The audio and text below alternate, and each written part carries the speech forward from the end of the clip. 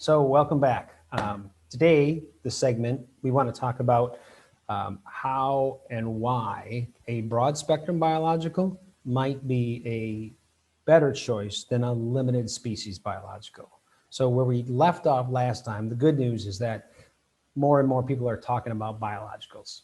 What that means is that more and more people are talking about biologicals, and that means it's harder for you to kind of sort through, what to believe and who to believe and where to turn. Ultimately, this conversation about input selection for you should be about what's best for you and what's best for your farm and what's best for your situation, right?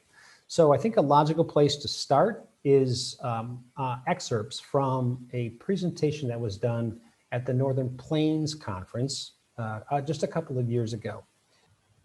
The title was Biologicals, Passing Fad or Promising Future. And in that presentation, they reviewed a number of different types of biologicals on the market today. Probiotics, those are products that contain live cultures of bacteria or fungi. Prebiotics are previously living or secondary metabolites of living organisms. Biofertilizers, biostimulants, category of that includes molasses, sugars, powders, humates, or soluble carbon can fall into this category. And biocides, plant extracts, oils, other volatile organic compounds. So as we go down this road to kind of, again, compare a broad spectrum biological with a limited species biological, we have the categories of the product, but then you also have to look at, what are the functions that we want those microbes to perform, the processes that we rely on biology to assist with.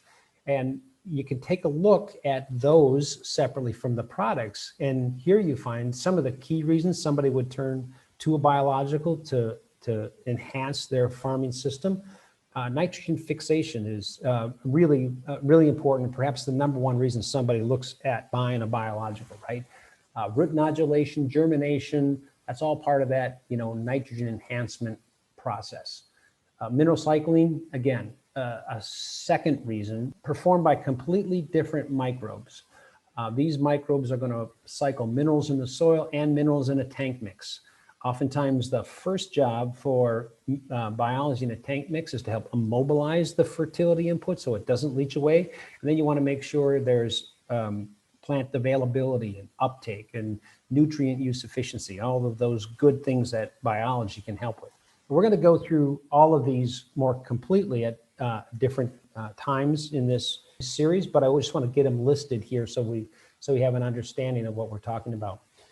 Mineral solubilization, the David Montgomery's the author that I really like. He's a geologist, and he makes the statement that the link between geology and fertility is biology. So when you talk about, phosphorus and potassium, you really talk about bioavailability, the ability of microbes to solubilize these minerals that are in the parent soil, but not really available to the plant until biology does its thing.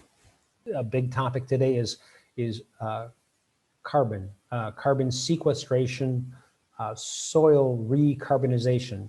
The fact is that with the root exudates, bacteria can consume the sugars, but it takes fungi to consume the oils and the lipids. And what you're really doing there, if you process those again and again and again, you can create more organic carbon. Different from organic matter. Organic carbon is the real driver as it relates to cation exchange and mineral exchangeability. Different microbes are doing different things, and some microbes work on competitive exclusion. So competitive exclusion is simply beneficial microbes creating an atmosphere that's unwelcoming for a pathogen, fends it away so the pathogen doesn't adversely affect the plant. Slightly different is biosanitation, where some bacteria, gram-positive bacteria, they actually consume the pathogen as a food source. And again, we're gonna look at these on an individual basis later in the series, but there's some great work being done out of the University of Rutgers, James White, where a beneficial microbe addresses a pathogen, a Fusarium pathogen. It takes from that pathogen something that is really a food source for the beneficial microbe and renders that pathogen no longer harmful to the plant. So all of these different things are going on in the soil, and they're different functions performed by different microbes. And the key is diversity in your soil. So soil is complex. Some people say it's the most complex system on Earth. And there's a lot of interrelated functions that are going on. And that means that sometimes it's hard to apply strict rules or procedures or black and white answers to what's going on in your soil. And it's this many moving parts that suggest for many that having an input that's a broad spectrum biological with many different species to perform many different functions can be a better path to take than a limited species biological, which tends to focus on a single function in your soil. Simply put, more species, more functions, the greater chance that you have to have success in the inputs that you're bringing onto your farm. So thanks again for joining me. The next time we'll talk about selecting a product or a product within the category of broad spectrum microbes. Thanks again. Bye-bye.